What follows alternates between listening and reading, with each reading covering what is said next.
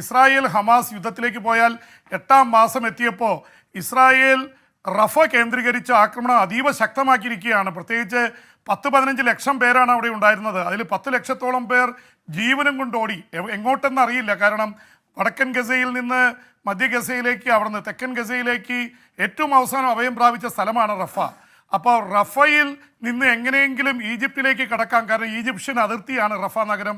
അങ്ങോട്ട് കടക്കാമെന്നാണ് കരുതിയത്. പക്ഷേ ഈജിപ്റ്റ് വാതിലടച്ചു. ഇവിടെ ഇസ്രായേലും കവാടം അടച്ചു വെച്ചിരിക്കുകയാണ്. എന്ന് മാത്രമല്ല ഈ മണിക്കൂറുകളിൽ വലിയ ഒരു സംഭവം ഉണ്ടായിരിക്കുന്നത് 14 കിലോമീറ്ററാണ് ഗാസ മുനമ്പിൽ ഈ റഫ നഗരവും ഈജിപ്തുമായി ബന്ധിപ്പിക്കുന്ന അതിർത്തി. ആ 14 കിലോമീറ്ററും ഇസ്രായേൽ പിടിച്ചെടുത്തു എന്ന വാർത്തയാണ് വരുന്നത്. സ്വാഭാവികമായിട്ടും ഭക്ഷ്യവസ്തുക്കളും മറ്റു ഒരു തരത്തിലുള്ള സഹായവും ഇനി ഈജിപ്തിൽ നിന്ന് ഗസയിലേക്ക് എത്താത്ത തരത്തിലേക്ക് കാര്യങ്ങൾ എത്തിയിരിക്കുന്നു. അതിനിടയിൽ ഇസ്രായേലി യുദ്ധവിമാനങ്ങൾ ആകാശത്തു നിന്നും അതുപോലെ തന്നെ ഇസ്രായേലി ടാങ്കുകൾ കരയിൽ നിന്നും വലിയ അറ്റാക്ക് നടത്തുന്നു. ഒരുപാട് ടെൻറ്റുകൾ, താൽക്കാലിക ടെൻറ്റുകൾ കെട്ടി പാവപ്പെട്ട മനുഷ്യർ ജീവിക്കുന്നു. അതിലേക്കാണ് ഈ വെടിവെപ്പ്. 80ഓളം പേരാണ് കഴിഞ്ഞ 24 മണിക്കൂറിനുള്ളിൽ കൊല്ലപ്പെട്ടത്. മരണസംഖ്യ, കൊല്ലപ്പെട്ടവരുടെ പലസ്തീനികളുടെ സംഖ്യ 36,200-ൽ എത്തിയിരിക്കുന്നു. കഴിഞ്ഞ 7 മാസം പിന്നിടുമ്പോൾ ഇത്രയും വലിയ തരത്തിലുള്ള മരണസംഖ്യ, അതിൽ 26,000 പേരും സ്ത്രീകളും കുട്ടികളുമാണ്. അതിനിടയിലാണ് ഈ അതിർത്തികളൊക്കെ അടച്ച് ഇസ്രായേൽ സേന ഇങ്ങോട്ട് ഭക്ഷണം കടത്തിവിടാത്ത സാഹചര്യത്തിൽ അമേരിക്കയൊന്നും ഇടപെട്ടിട്ട് ഇസ്രായേൽ വഴങ്ങുന്നില്ല.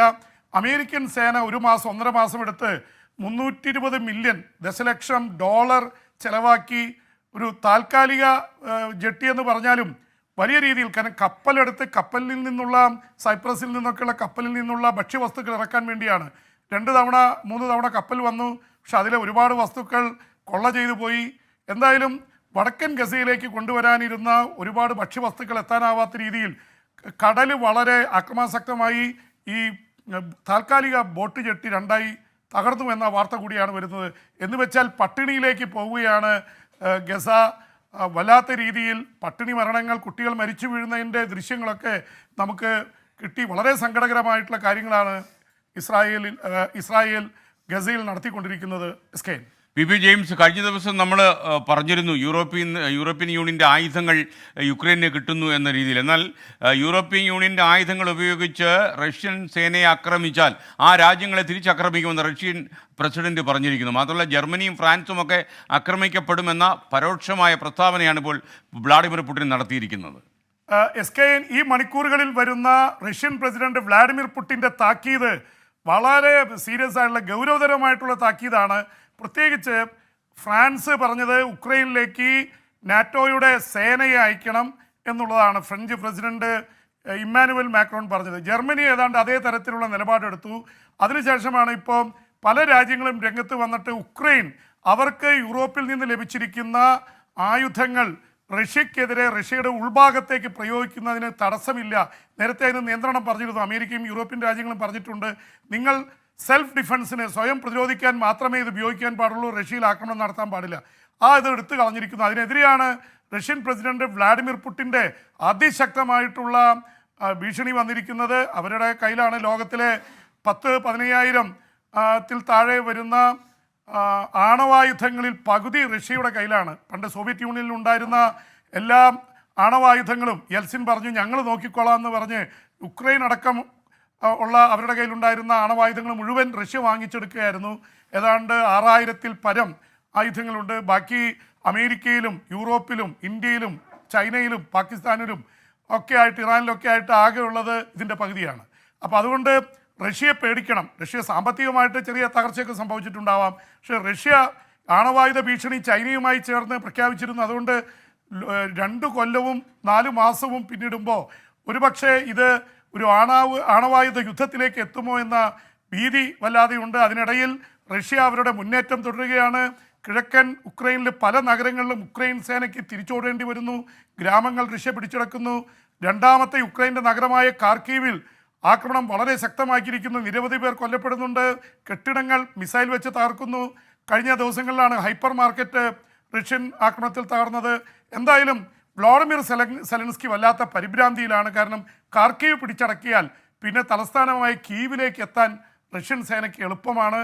അതുകൊണ്ട് ഇപ്പോൾ തന്നെ അമേരിക്ക അടക്കമുള്ള രാജ്യങ്ങളുടെ ആയുധങ്ങൾ ചെറിയ തോതിൽ വന്നു തുടങ്ങിയിട്ടുണ്ട്. പക്ഷെ അത് കൂടുതലായിട്ട് ലഭിക്കണം എന്ന് തന്നെയാണ് വ്ളാഡിമിർ സെലൻസ്കിയും ഉക്രൈനും ആവശ്യപ്പെട്ടുകൊണ്ടിരിക്കുന്നത്. എസ്കെൻ പി പി ജെയിംസ്, നമ്മൾ സംസാരിക്കുമ്പോൾ ദക്ഷിണാഫ്രിക്കയിലെ തെരഞ്ഞെടുപ്പിൽ വോട്ടെണ്ണൽ തുടങ്ങിയെന്ന വാർത്ത വരുന്നുണ്ടല്ലോ. അപ്പോൾ മാത്രമല്ല, നെൽസൺ മണ്ടേലയുടെ പാർട്ടിക്ക് ഇത്തവണ ഒരു പരാജയ ഭീതി ഉണ്ടെന്ന രീതിയിൽ പാശ്ചാത്യ മാധ്യമങ്ങളൊക്കെ റിപ്പോർട്ട് ചെയ്യുന്നു. എന്തൊക്കെയാണ് വിവരങ്ങൾ? എസ്കെൻ, ദക്ഷിണാഫ്രിക്ക ആഫ്രിക്കയിലെ ഏറ്റവും വലിയ രാജ്യമാണ്. ഒരു പക്ഷേ നെൽസൺ മണ്ടേലയുടെ നേതൃത്വത്തിൽ നടത്തിയ ഒരു 30-40 വർഷമൊക്കെ വലിയ ഒരു പോരാട്ടം അത് നടത്തിയത് ആഫ്രിക്കൻ നാഷണൽ കോൺഗ്രസ് ആണ്. ആ പാർട്ടി തന്നെ നെൽസൺ മണ്ടേലയും അവിടുത്തെ സ്വാതന്ത്ര്യ സമര സേനാനികളും ഉണ്ടാക്കിയതാണ്. വെള്ളക്കാർ വിട്ടുപോയതിനു ശേഷം 1994 മുതൽ അവിടെ ജയിച്ചു വരുന്നത് ആഫ്രിക്കൻ നാഷണൽ കോൺഗ്രസ് ആണ്. നെൽസൺ മണ്ടേലയായിരുന്നു ആദ്യത്തെ സ്വതന്ത്ര പ്രസിഡന്റ്. അതിനു മുമ്പ് വെള്ളക്കാരുടെ കയ്യിലായിരുന്നു പ്രിട്ടോറിയ ഭരണകൂടം എന്നുള്ള പേരിലൊക്കെ അറിയപ്പെട്ടിരുന്നത്. പക്ഷേ എന്തായാലും അവിടെ ആഫ്രിക്കൻ നാഷണൽ കോൺഗ്രസ് ഇപ്പോൾ ഇവിടെ എത്തി നിൽക്കുന്നത് സിറിൽ റാമഫോസയാണ് അവിടെ പ്രസിഡന്റ്. പക്ഷേ ഈ ഇലക്ഷനിൽ 400 പാർലമെന്റ് സീറ്റുകളിലേക്കാണ് തിരഞ്ഞെടുപ്പ് നടക്കുന്നത്. 201 സീറ്റ് ആർക്ക് ലഭിക്കുന്നു അതിനപ്പുറത്തേക്ക് ലഭിക്കുന്ന ആരും അതിൻ്റെ പ്രസിഡന്റ് സ്ഥാനത്തേക്ക് വരും. പ്രസിഡൻഷ്യൽ രീതിയാണ്. പക്ഷെ ബ്രിട്ടീഷ് സിസ്റ്റമാണ്. ഇന്ത്യയിലെ പോലെ പാർലമെൻറ്റിൽ ഏറ്റവും കൂടുതൽ കിട്ടുന്ന കക്ഷിയുടെ നേതാവ് പ്രസിഡൻ്റായി തീരുന്ന, ഇവിടെ പ്രധാനമന്ത്രിയാണെങ്കിൽ അവിടെ പ്രസിഡൻ്റാണ്. ആ തരത്തിലാണ്. അപ്പോൾ ഒരുപക്ഷെ ആഫ്രിക്കയിലെ ഏറ്റവും വലിയ ജനാധിപത്യ രാജ്യത്ത് ഗാന്ധിജിയൊക്കെ വലിയ ആരാധിക്കുന്ന രാജ്യമാണ്, നമുക്കറിയാം. അവിടെയാണ് തെരഞ്ഞെടുപ്പ് നടന്നത്. വോട്ടെണ്ണൽ തുടങ്ങിയിരിക്കുന്ന, ഒരുപക്ഷെ വോട്ടെണ്ണൽ 2-3 ദിവസം നീണ്ടു നിന്നേക്കാം എന്നാണ് പറയുന്നത്. എന്തായാലും അവിടെ ഈ ആഫ്രിക്കൻ നാഷണൽ കോൺഗ്രസിനെതിരെ ഫൈറ്റ് ചെയ്യുന്ന ഡെമോക്രാറ്റിക് അലയൻസ് ആണ്. കഴിഞ്ഞ തവണ അവർക്ക് 21% വോട്ടുണ്ടായിരുന്നത്. ആഫ്രിക്കൻ നാഷണൽ കോൺഗ്രസിന് 57%. ഇത്തവണ രണ്ടു കൂട്ടർക്കും ഒപ്പത്തിനൊപ്പം നിൽക്കുന്നു. പക്ഷെ ഒരുപക്ഷെ ആഫ്രിക്കൻ നാഷണൽ കോൺഗ്രസ് പരാജയപ്പെടാൻ സാധ്യതയുണ്ടെന്ന റിപ്പോർട്ടുകൾ കൂടി വരുന്നുണ്ട്. എസ്കെൻ, എന്തായാലും ദക്ഷിണാഫ്രിക്കൻ തെരഞ്ഞെടുപ്പ് വളരെ നിർണായകമാണ്. ഇസ്രായേലിനെതിരെ ലോക കോടതിയിൽ കേസ് കൊടുത്തത് ദക്ഷിണാഫ്രിക്കയാണ്. ദക്ഷിണാഫ്രിക്ക ഇപ്പോഴും ജനാധിപത്യത്തിൻ്റെ വലിയ വെളിച്ചം പകരുന്ന രാജ്യമാണ്.